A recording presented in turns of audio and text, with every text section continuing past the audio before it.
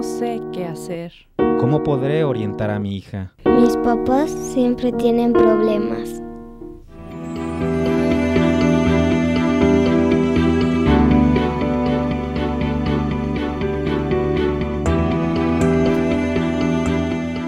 Familias en Red.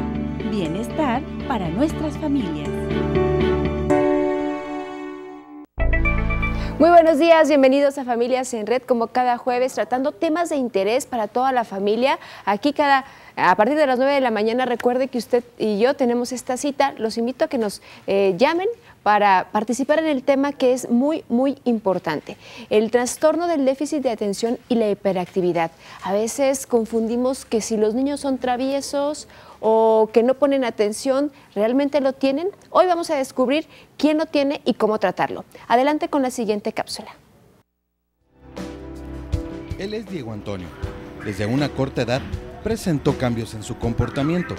Al ingresar a los primeros grados de la primaria, fue cuando esta conducta se incrementó, afectando a su desempeño escolar. Para Alicia, su mamá, fue complicado saber detectar lo que le sucedía a su hijo. Muy inquieto desde bebé, lo noté, ya desde bebé.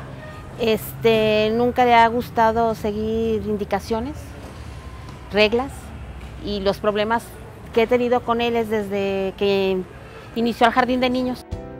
Sus compañeros de clase observaron en él algunas conductas de rebeldía. Antes no llevaba trabajos y no prestaba atención al maestro. Se salía de sus lugares y empezaba a andar por toda la escuela. Casi no entregaba tareas. Su mamá creía que actuaba así por ser travieso, pero muy pronto descubriría que no era solo eso. Es el caso de Diego Antonio, como muchos otros niños y niñas que prácticamente desde pequeño empiezan a mostrar que son más inquietos, más despiertos que otros pequeños. Sin embargo, cuando esa energía no es canalizada o no la sabemos traducir o cómo ponerles atención a estos pequeños, es cuando empiezan los problemas. Para que nos abone más en el tema de lo que es el trastorno de déficit de atención e hiperactividad, quiero darle la bienvenida al terapeuta Gerardo García Pablos. Gerardo, bienvenido. Muchísimas gracias por la invitación.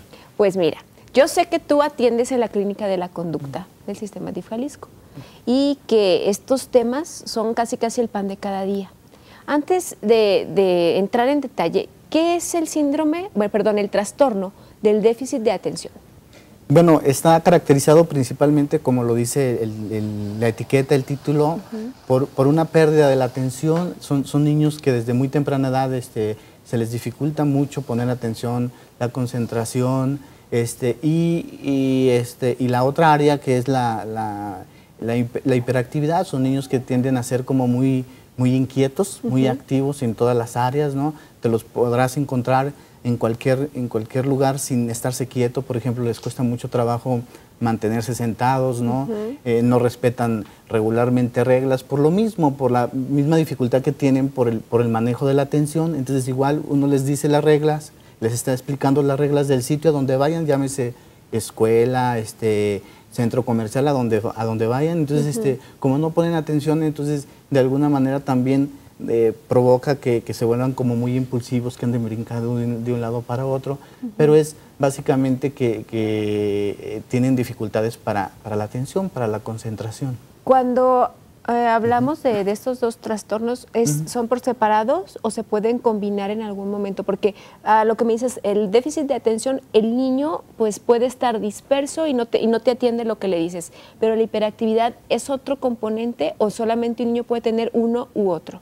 Los manuales para los criterios diagnósticos de este tipo de trastornos manejan varias situaciones. Entre una de esas es que puede ser nada más el déficit de atención, sin hiperactividad, pero también puede aparecer otro mecanismo, otra manifestación que puede ser la impulsividad. O sea, puede ser un niño con trastorno, con déficit de atención, pero también con impulsividad.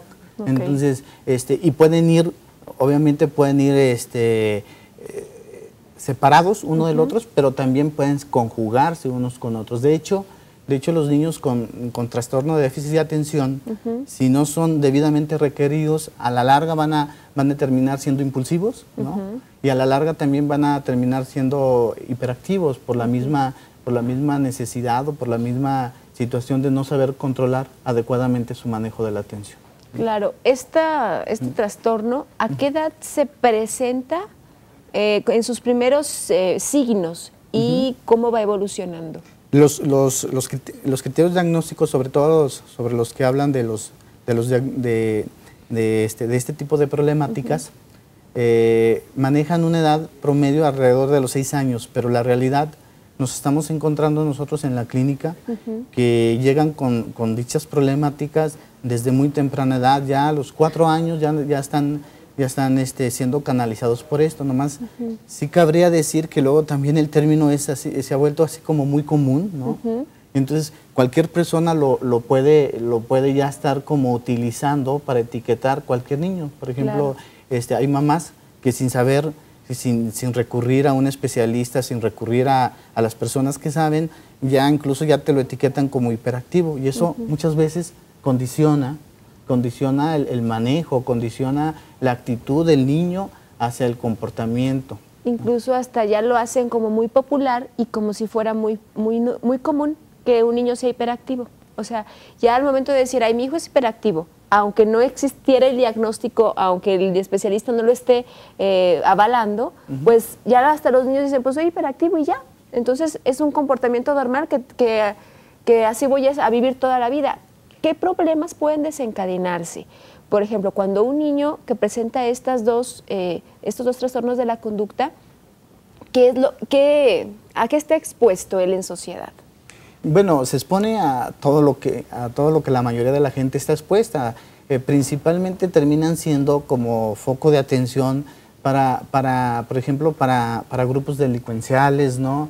Para pandillas, para problemas con adicción, por lo mismo, porque de alguna manera, al no tener el hábito de manejar adecuadamente la atención y no de manejar adecuadamente su actividad, entonces empiezan, por la mayoría de la sociedad, a ser rechazados, incluso a temprana edad podemos ver ese rechazo.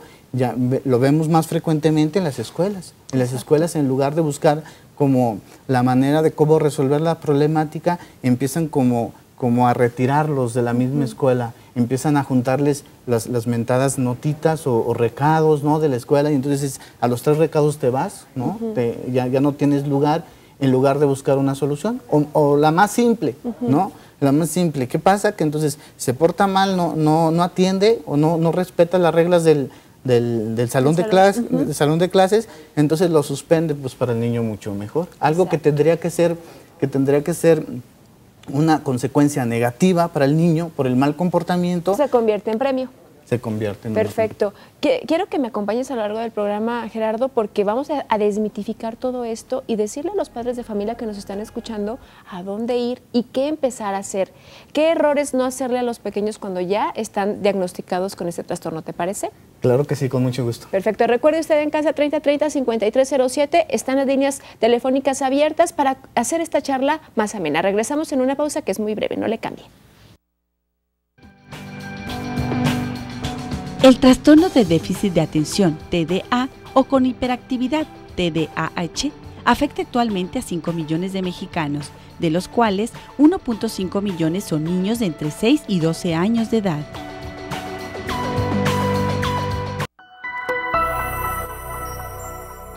Básicamente es un trastorno de conducta caracterizado por distracciones continuas, tienen impulsos muy notorios, agresividad a veces.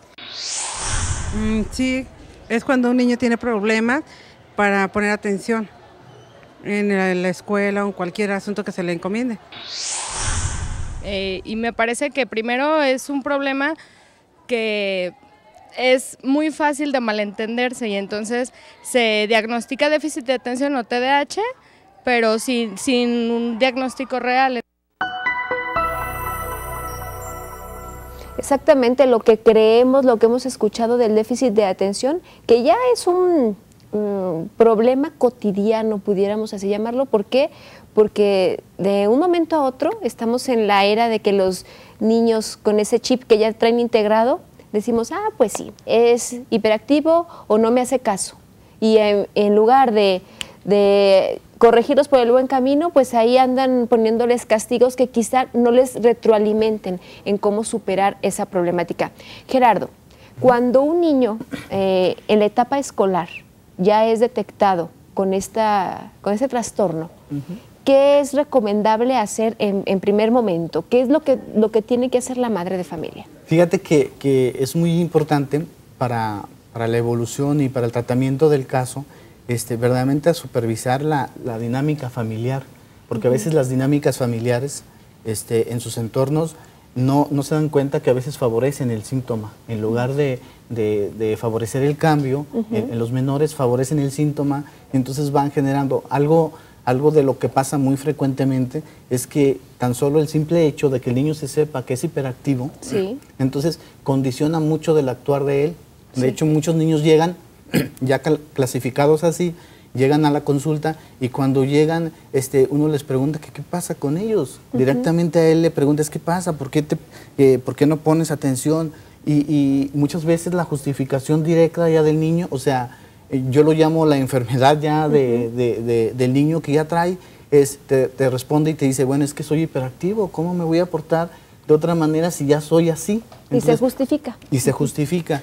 Situaciones que, por ejemplo, yo me encuentro muy frecuentemente en la consulta, en el consultorio, ¿no? Y me encuentro que entonces todo este tipo de factores, en lugar de que favorezcan el cambio, están favoreciendo el síntoma y se desarrolle mucho más. Empiezan, por ejemplo, las dinámicas familiares, empiezan a no exigirles igual que si hay otros miembros de la dinámica que no tienen dicha situación, empiezan a no exigirles igual porque él no pone atención, a él no le pido las cosas porque ya sabes que él, si sirve lo tira, lo derrama, si sirve algún líquido lo derrama porque él no pone atención, está distraído. Entonces todo esto va de alguna manera sumando situaciones que van generando todo eso.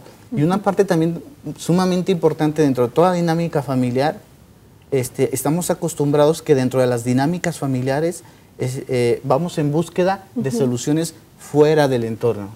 O sea, quiero que a lo mejor el psicólogo, el terapeuta, otra persona condicione la situación que está pasando en mi dinámica. Quiero que me dé la respuesta, la respuesta a la solución que en la gran mayoría de las veces tiene solución dentro de la misma dinámica. Y en lugar de voltear a ver mi funcionamiento entre la dinámica familiar, empezamos a voltear a ver ¿quién me va a dar algo para que esto, o quién me va a solucionar esto? Desaparezca. Sí, desaparezca como por arte de magia. Claro. Mira, Gerardo, tenemos varias participaciones del público. Cuando nos encontramos en calle, hay personas que nos preguntan, quiero desmitificar esto sobre lo que yo sé. ¿Te parece si las escuchamos y las despejamos? Claro que sí. Adelante. Mi pregunta es, ¿el trastorno de hiperactividad se hereda? Mi duda es, ¿el trastorno de hiperactividad dura toda la vida?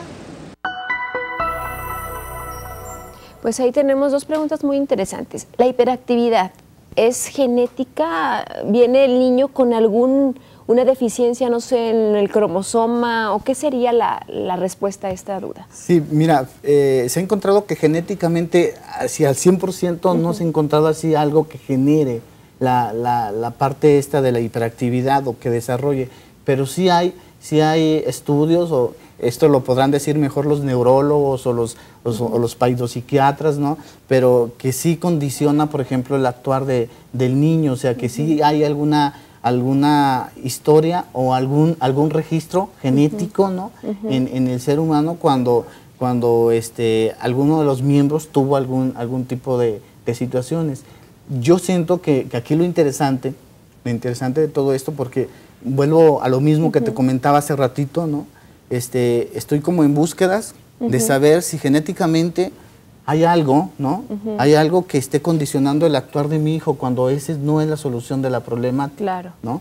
sino modificar ya tu actuar cuando tienes este problemita. Fíjate que cuando van conmigo los pacientes así, yo trato de englobar o de centrar la atención más que a las posibles causas, a la solución. Entonces, porque el saber si es genético o el saber si no es genético, el saber si es condicionado por la misma dinámica familiar o que algún factor dentro de la dinámica familiar esté disparando todo esto, no va a resolver la problemática, finalmente la voy a seguir teniendo. Entonces es interesante que nos centremos en que, bueno, ya tengo esto y ahora ¿qué hago con esto? ¿No? ¿Cómo lo canalizo? ¿Cómo lo resuelvo? ¿Cómo genero otras condiciones? Y sobre todo porque no todos los niños actúan de la misma manera si tienen el mismo trastorno. Pues obviamente el entorno los hace modificar ciertas conductas. Claro que sí. Y si dura toda la vida, a ver, esto es una característica que va a permanecer hasta cuando ya sean adultos. Bueno, está comprobado que cuando verdaderamente hay un origen genético, origen de raíz, va a durar por mucho tiempo. De hecho, lo que se genera con todo este tipo de actitudes nada más se controla. O sea, aprendo como la mayoría de la gente lo hace, ¿no? Aprendo a canalizar mi atención, aprendo a canalizar mi impulsividad, aprendo a canalizar mi hiperactividad y a lo mejor empiezo a desarrollar algunas habilidades, ¿no? O le empiezo a sacar beneficios a esto que en determinado momento pudo haber sido visto como algún problema. Por ejemplo, la hiperactividad, o sea, el mucho movimiento, de repente a lo mejor son chicos que tienen habilidades dentro del mismo movimiento físico, ¿no? Para algunas otras cosas, por ejemplo. Para un deporte. Para algún deporte, fútbol.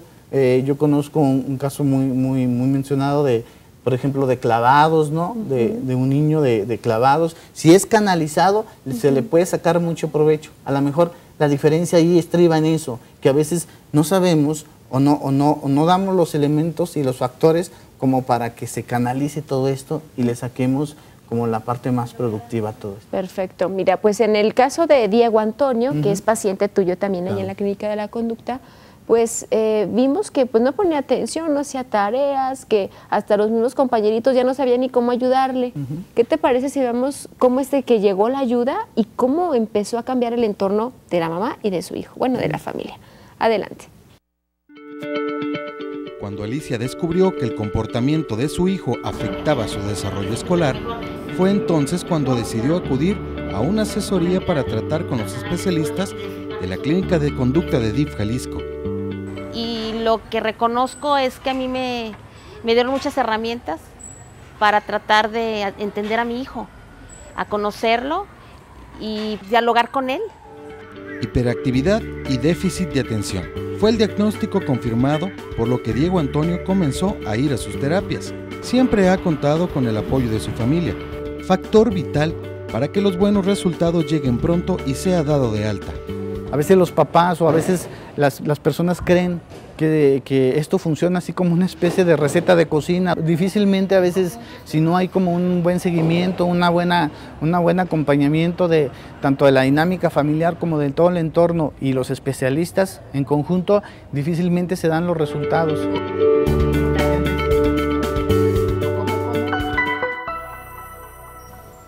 Efectivamente, si no ponemos atención a todo el entorno por lo que está pasando el niño o la niña, va a ser muy difícil que el déficit de atención y la hiperactividad sean pues un problema que abone para bien. Para que nos amplíe cómo es que el rol familiar entra a beneficio del tratamiento de estos dos trastornos, quiero darle la bienvenida a Leticia. Leticia, psicóloga de DIF Jalisco. Sí, de Escuela para Padres. Muy buenos días y gracias por la invitación. Claro que sí. Tú ya nos has acompañado y también te has encontrado con ciertos problemas o roles distintos que pueden afectar a los niños que presentan este trastorno. Sí. Pero, ¿qué te parece si me dices, Gerardo nos había comentado, si uno como familia no empieza a buscarle la causa, el origen al problema, pero no ve más allá, ¿qué es lo que podemos encontrar en el camino? ¿Tropiezos? ¿O qué sería como que el consejo que tú das para que cuando ya se encuentra este problema, cómo empezar a integrarse familiarmente? En este caso, cuando van allí con nosotros, los canalizamos allá a Clínica de la Conducta por el problema de que muchas veces los padres de familia, así como que puede haber dos factores importantes, el que se empiecen a dar cuenta de la situación del hijo, y la otra es que ya no lo soporto, ya no lo aguanto, no obedece las conductas, no esto, y entonces muchas ocasiones les damos como el tipo de herramientas, ¿no? A seguir. Cuando vemos que, por ejemplo, el niño está con nosotros y ya me quiero ir, se para, abre la puerta, todo este tipo de situaciones, y vemos muchas veces cómo está la mamá, se fija cómo está, cómo esto otro. ¿Le pone atención a su hijo también? Es una de las preguntas. No le pone mucha atención, y hay otros casos que sí se le pone la atención. Siéntate, ahorita nos vamos, te vamos a atender, y ya platicamos un poquito con ellos y todo. Y en otras ocasiones los padres de familia nos han comentado, o me han comentado, que también los medican, y como que eso ha bajado un poquito, ¿no? Y la autoestima también, porque delante del núcleo familiar, así como que es un poquito rechazado porque es el hermanito o es el adolescente que golpea, que no está atento a nada. Esa gran duda de la medicación, bueno, obviamente hay especialistas que recetan los medicamentos para incluso, si ven que es otro grado, lo que presentan, pues ya tienen esa capacidad de recetar. ¿Qué les parece si después del siguiente corte vamos a tratar todas estas preguntas y sobre todo despejar lo que ya el auditorio en casa nos está pues preguntando, porque hay mucha participación interesante? Regresamos, no le cambie. El TDA es un padecimiento de por vida que suele aparecer entre los 3 y 4 años, de tal forma que desde que cursan preescolar, quienes lo padecen tienen problemas de aprendizaje y adaptación.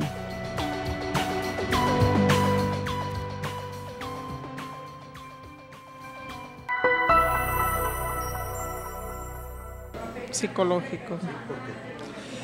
Por algún problema que tuvieron los niños al nacer. Pues yo digo que son psicológicas y causadas, yo creo que por los padres, principalmente la desatención y los descuidos que tiene uno por sus hijos, principalmente. No, más bien son, pues sí, de las dos partes, fisiológica y psicológica. Lo considero así porque yo pienso que más que un trastorno es una falta de atención de los papás hacia los hijos. A ver, aquí con el especialista vamos a identificar si nos respondieron bien. ¿El déficit de atención es algo psicológico ya del menor o se puede incrementar cuando los papás no les ponen atención a los hijos? Indiscutiblemente que la falta de atención es un proceso educativo a la inversa, ¿no? A lo mejor el niño cuando regularmente está haciendo o está realizando actividades, lo que busca es que se le atienda, y si finalmente yo no lo atiendo, ¿no? Estoy educando a la inversa de lo que me gustaría que presentara mi niño. Entonces, es como muy importante que también no nos centremos en que a lo mejor es un trastorno originado por un mecanismo únicamente, porque a lo mejor si encontramos un solo mecanismo que estuviera determinando la hiperactividad, pues bueno, se ataca ese mecanismo y lo resolvemos, claro, ¿no? Pero yo creo que es multifactorial, intervienen múltiples cosas, entre esas pues puede ser la cuestión biológica, ¿no?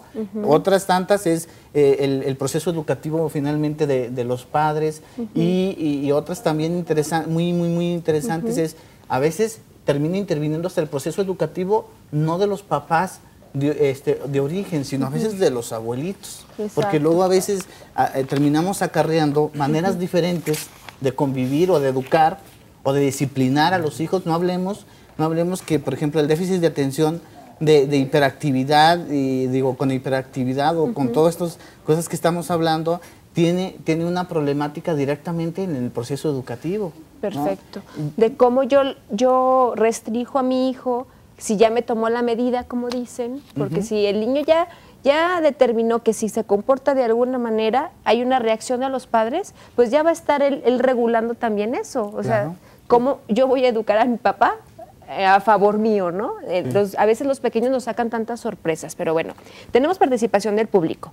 Catalina de la colonia Belisario Domínguez pregunta, ¿cómo se detecta estos padecimientos a corta edad de nuestros hijos antes de entrar a la escuela? Esto, ¿cómo lo podemos detectar? Bueno, yo creo que la principal característica es cualquier situación, no llamamos de déficit de atención, sino cualquier otra situación que yo no sea capaz de regular o de controlar en el desarrollo de mi hijo, entonces sí tener que buscar algún tipo de atención, algún tipo de intervención directa y de mucha preferencia pues con profesionales, porque luego a veces creemos que como está chiquito, ay, pobrecito, déjalo, está chiquito, no pasa nada, pero yo creo que es a la inversa. Claro. Pensamos al revés, o sea, siento que la mejor oportunidad para un proceso educativo con nuestros hijos es a temprana edad, porque los queremos andar educando a los 11, 12 años cuando está consolidado el proceso educativo. Nosotros tenemos la oportunidad de educar de nuestros hijos de 0 días de nacidos, desde el primer minuto de nacidos, hasta los 12 o 13, si no, no olvidemos. Por ejemplo, algo muy regular que a veces lo vemos como muy familiar, pero que nos lo dicen los especialistas, es vamos con el pediatra en cuanto nace y el pediatra dice, no, déjalo que llore, déjalo que haga contacto con sus emociones. Desde ahí ya empieza un proceso educativo, pero a veces no lo vemos tal cual es y obedecemos mucho más a mi demanda como papá o como mamá. Entonces, híjole, qué flojera oírlo, qué flojera me da hacer todo esto, o qué cansado es hacer todo esto, y entonces empiezo a condicionar malos hábitos desde ese momento. Claro.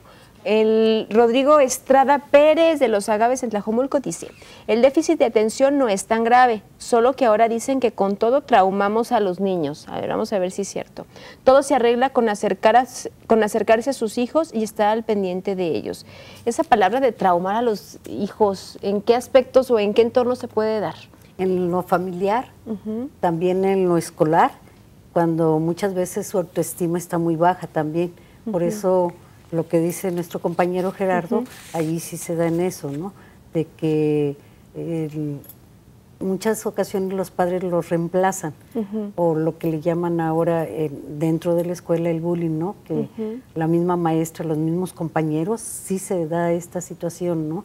De que el maltrato que se le da y todo. En cambio, si en la familia, que es la parte principal, el núcleo familiar, se le pone toda la atención necesaria, inclusive se le da herramientas de decir, por ejemplo, los juegos. Ahora a ti te toca, por ejemplo, poner ciertas reglas, la mesa, y tú vas a ser el capitán y todo. Eso le puede ayudar mucho.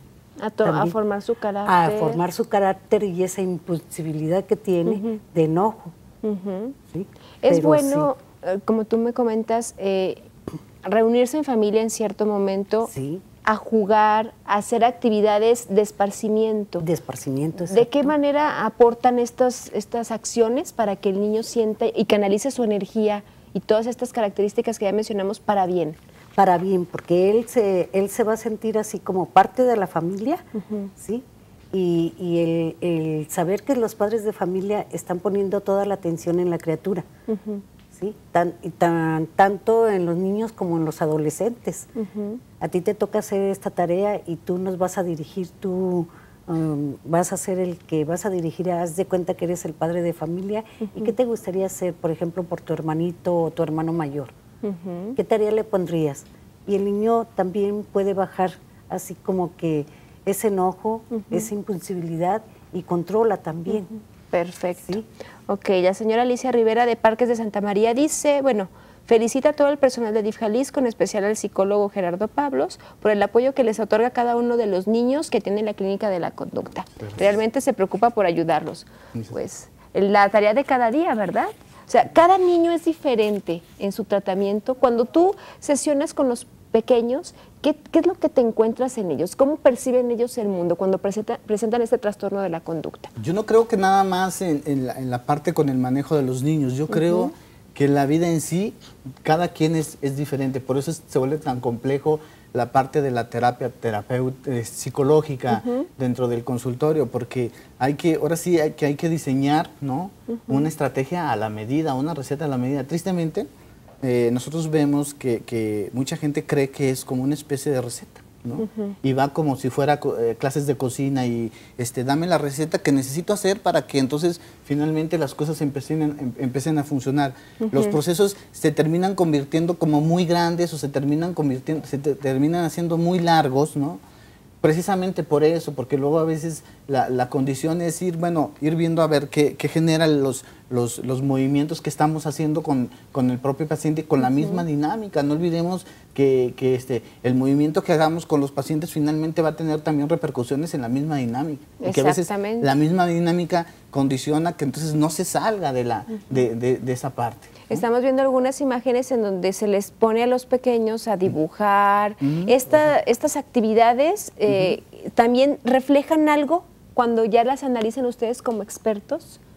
Sí, bueno, reflejan la manera y las problemáticas que a veces los niños no son, por la edad, no son capaces de verbalizar y que a través de la manifestación de la utilización de colores y todo este tipo de situaciones, sí te dan a ti, sí te proyectan situaciones que tienes que empezar a trabajar. Por ejemplo, aquí se pueden detectar situaciones como de abusos sexuales, ¿no? Como de tocamientos, como de agresiones, ¿no? O maltrato en general. O como de maltrato en general, o sea. O abandono también. O abandono, literalmente, porque luego a veces lo interesante no es qué es lo que estoy haciendo yo, sino lo interesante es cómo le cae al que se lo estoy haciendo. Y si es lo que en realidad necesita, porque luego a veces creemos que estamos dando ciertas cosas, ¿no? Y yo, sorpresa, voy a terapia y me doy cuenta que esto que yo le estoy ofreciendo a mi niño como alternativa de solución para lo que necesita, ¿no? O para atenderlo, no resulta ser lo que él necesita en realidad. Claro, y no le está ayudando. Okay. ¿Qué te parece si vemos cómo Diego Antonio, uno de tus pacientes, dio ese cambio radical y de ser un niño como chispita, ya le bajó esa energía? ¿Te parece? Me parece. Vamos a verlo. Sus maestros observaban cómo Diego Antonio mejoraba en este proceso de terapia, al grado que su conducta y aprovechamiento mejoró notablemente y se ve reflejado en sus calificaciones y la relación con sus compañeros. Diego Antonio trabaja muy bonito, trabaja con sus compañeros, me entrega todas las actividades, se preocupa y se involucra en su estudio y trabaja muy bien. Ahora Diego Antonio reconoce sentirse mejor en su forma de ser, después de ser atendido por la Clínica de Conducta de DIF Jalisco, en donde cree que pronto dejará de asistir, pues la rebeldía y distracción en la escuela ha ido desapareciendo. Pues ahorita estoy mejor, como ya casi no tengo esas ganas de hacer desorden. Yo sí ya hago mis tareas, lo que ocupo.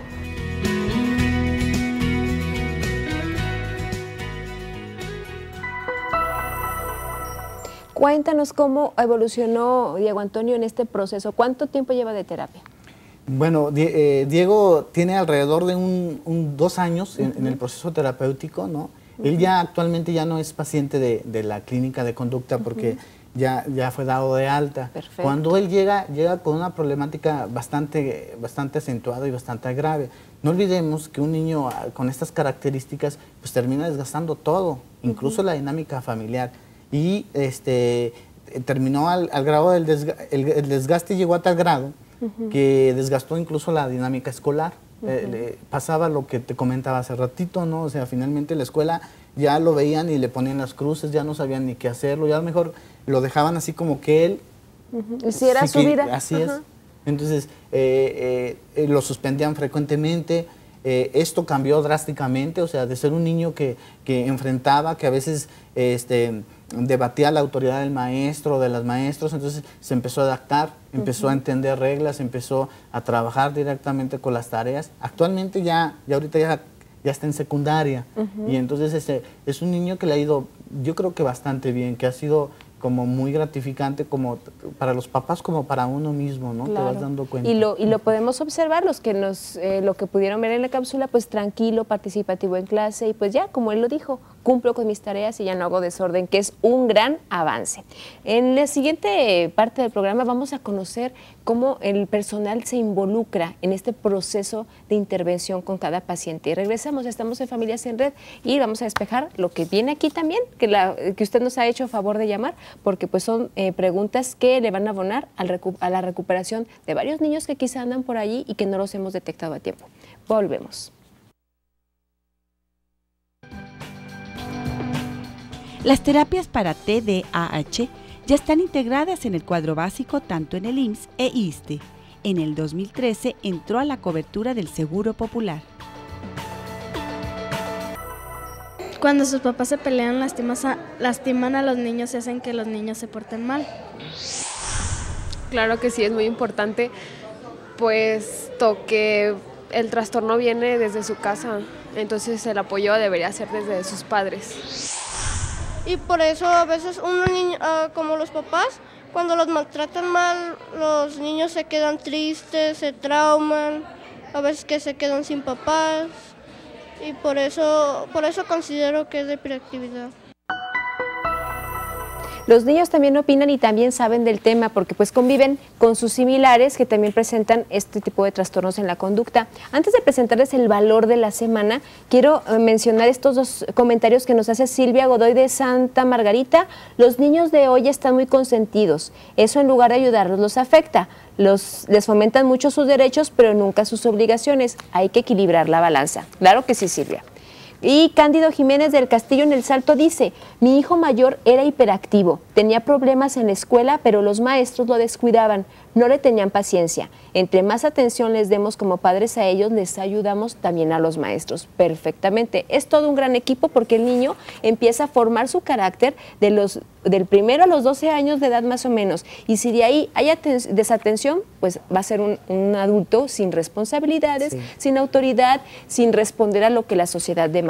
Muy bien, pero bueno, como les comentaba, Tere es una colega tuya, Gerardo, y también, pues los dos son psicólogos, son compañeros que abonan y atienden ese tipo de problemas. Veamos cómo llegó y cómo se compromete con el trabajo diario, como de seguro todos los que trabajan en DIF y en la clínica. Adelante. Para mí es muy bonito poder levantarme temprano y poder saber que el venir aquí y poder darle un servicio y brindar asistencia social, porque principalmente estoy trabajando con niños. María Teresa es psicóloga de profesión, una mujer emprendedora y trabajadora. Ella labora en DIF Jalisco en la clínica de conducta, en donde atiende grupos de niños y adultos que requieren de algún tipo de terapia psicológica. Han sido muchos los casos que en un momento dado sí han dejado bastante huella en mí, ya que no nomás yo soy la que brindo apoyo, sino que de alguna manera a través del servicio que he brindado yo aquí me ha ayudado mucho para mi crecimiento personal.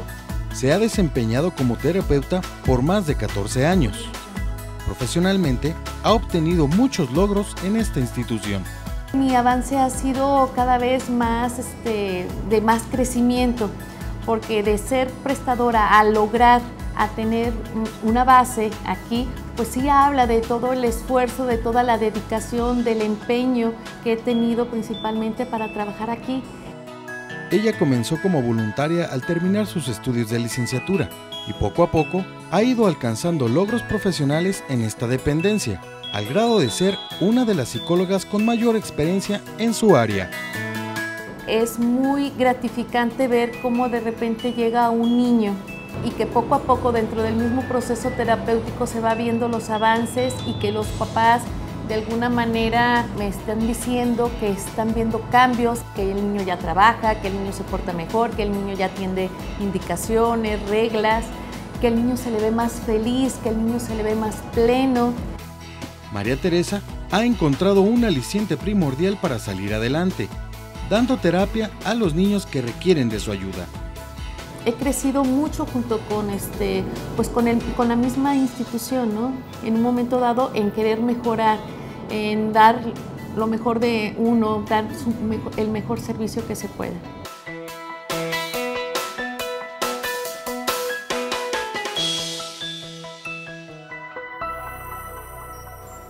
Trabajar con niños es una tarea difícil, pero cuando ves los resultados positivos también es un trabajo que enamora y también te saca sonrisas. ¿Qué les parece? Bueno, ya desahogar todas las dudas, porque ya dicen dónde, cómo, qué hacer para recibir esa atención, porque a veces tenemos un mal diagnóstico o una mala percepción. María Luisa Aceves Laredo, de la colonia Santa Cecilia, dice, ¿se puede acudir a un diagnóstico y en dónde? Gerardo. Bueno, nosotros dentro del área, dentro de la clínica de conducta, contamos con un departamento que es el departamento de diagnóstico, que es la primera instancia cuando la gente solicita alguna cita para atención. Perfecto. Es la primera instancia en revisar el caso, ¿no? Lo revisa una trabajadora social, una psicóloga y una pediatra, ¿no? Y ellos en conjunto, ¿no? Elaboran un diagnóstico, elaboran el diagnóstico y definen si en realidad es un caso. Si es un pacientito que requiere de los servicios que nosotros ofrecemos.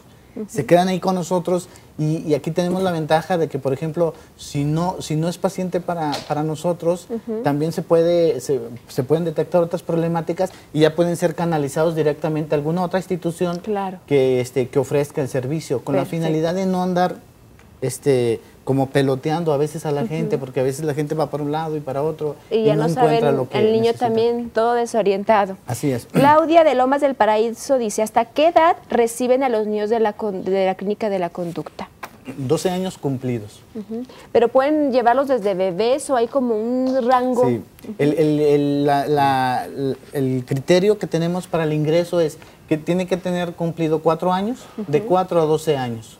Hay un periodo de cuando ingresan a cuando ya empiezan a recibir el proceso terapéutico y por eso es que lo recibimos hasta los 12 años. A veces ese periodo es variable dependiendo de la posibilidad del ingreso o del requerimiento de la atención de la gente, ¿no? Y entonces puede variar a veces entre 2 meses, 6 meses, ¿no? Y por eso es que a veces los retomamos hasta los 12 años, para efecto de que llegue, en el caso más grave, ¿no? Lleguen 12 años, 6 meses más o menos. Perfecto. Y obviamente en ese lapso de tiempo, si todavía no, bueno, ya está detectado, ya es como ingresado como paciente, si todavía en la espera de la atención pueden fortalecer con ECAPAF para que el padre vaya aceptando este proceso, ¿no? Y saber qué es lo que tiene que hacer. En el caso que dice Gerardo, muchas veces ellos están viendo a la criatura o al adolescente y nosotros vemos a los padres de familia. Perfecto. Para ir en contacto y estamos en contacto también con ellos y nosotros para qué tareas estás dejando, nosotros qué tareas vamos a dejar a los padres de familia para estar así. En coordinación. En coordinación. Porque de nada sirve que el niño esté evolucionando y el papá no siga modificando nada, porque dice, si mi hijo va a salir solito. Perfecto. Y les hacemos hincapié que también asistan mucho a la escuela para padres, si están ya en la primaria, pero cuando están pequeños, pues que vayan a DIF, tanto municipal como estatal, en dado caso. Perfecto. Perdón, fíjate que también mencionar que dentro del área de nosotros también contamos con una persona, ¿no? Que se dedica a asesorar y a trabajar con el grupo de padres, o sea, al mismo tiempo que el niño también está recibiendo su tratamiento terapéutico, psicológico, ¿no? Al mismo tiempo que también se da asesoría con estos padres directamente del terapeuta hacia los padres sobre la asesoría. Ellos también están acudiendo en el mismo lugar donde nosotros estamos a un grupo de padres. Perfecto, pues la intención es eso, que todos evolucionen. Laura Ángeles de la colonia Ladrón de Guevara dice, ¿podrían dar un teléfono para pedir una cita por el tema? Felicidades, porque el caso de Diego se reflejó que, pues sí, fue un éxito rotundo. Y gracias a los invitados. Ok, el teléfono que tenemos en el departamento de diagnóstico es el 3030-3886 y es línea directa. Perfecto. O sea, marcando este número ahí, piden la cita y para la primera cita es necesario que lleven una copia del acta de nacimiento del niño o si no, en su caso, la CUR del mismo. El CURP. Sí. ¿Acta o CURP? Una de las dos cosas. Perfecto. En 3030-3886 es diagnóstico, igual para hacer la primera cita, el primer contacto. Sí. Y la cita sí puede ser dada por teléfono. No hay necesidad de asistir. Pues bueno, ¿En dónde? Bueno, si no llaman o si quieren acudir para las instalaciones, es Avenida Alcalde número 1220, no es cierto, 1300. Perfecto. Avenida Alcalde 1300 está la Clínica de la Conducta. Así súper breve, Leti, ¿qué les aconsejas a los padres en no caer en los errores para educar a los hijos? Que estén al pendiente de ellos, que los estimulen, que les den cariño, les den atención, porque muchas veces lo que estamos diciendo continuamente se refleja en la escuela y con los amiguitos, en la propia familia, y si tú le das todo este tipo de atención, ya cuando de plano vemos que el niño es pero súper hiperactivo, pues luego empezar a tratarlo. Perfecto. Un consejo muy breve a los niños que te están escuchando. Yo creo que es un buen momento como para darnos cuenta que la salud emocional es importante en la vida y que cuando necesitemos alguna situación busquemos la ayuda, busquemos la atención, porque luego recurrimos cuando la situación es muy grave o es amenazante, tanto para la dinámica como para los propios niños. Entonces sí, no lo echemos al saco roto y que atendamos las necesidades emocionales, como ir al médico, como cualquier otro médico, ¿no? Perfecto, la salud emocional incluso es la principal porque a veces nos acarrea problemas físicos o dolores externos. Esto fue Familia Sender. Recuerde que tenemos una cita la próxima semana, el jueves a las 9 de la mañana. Hasta la próxima.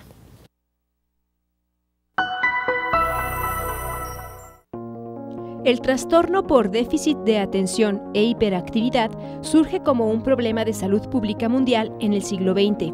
En México se presenta aproximadamente en el 6% de la totalidad de la población, de un 4 a 12% de los niños en etapa escolar. Se calcula que en México existen al menos 1.500.000 niños. Es un padecimiento crónico que se caracteriza por una serie de síntomas como inatención, hiperactividad e impulsividad, y afectan al funcionamiento académico, social y laboral a quien lo padece. El diagnóstico se establece de forma clínica. Este padecimiento neuropsiquiátrico afecta a ambos géneros, aunque es diagnosticado de 3 a 4 veces con mayor frecuencia en los hombres. Es la causa más común de bajo rendimiento escolar y produce problemas sociales, familiares e inestabilidad laboral. El sistema DIF Jalisco ofrece en su clínica de conducta atención especializada al trastorno de déficit de atención e hiperactividad. Esta clínica se especializa en problemas conductuales en menores de edad a partir de los 4 años. Consiste en otorgar consultas médicas y psicológicas, además de terapias individuales y familiares, para la adaptación de menores con trastornos del comportamiento, con la finalidad de lograr su inserción a la vida escolar, familiar y social. La clínica se encuentra ubicada en Avenida Alcalde 1300. En un horario de atención de lunes a viernes de 8 de la mañana a 2 de la tarde. El teléfono 3030-3800, extensión 215.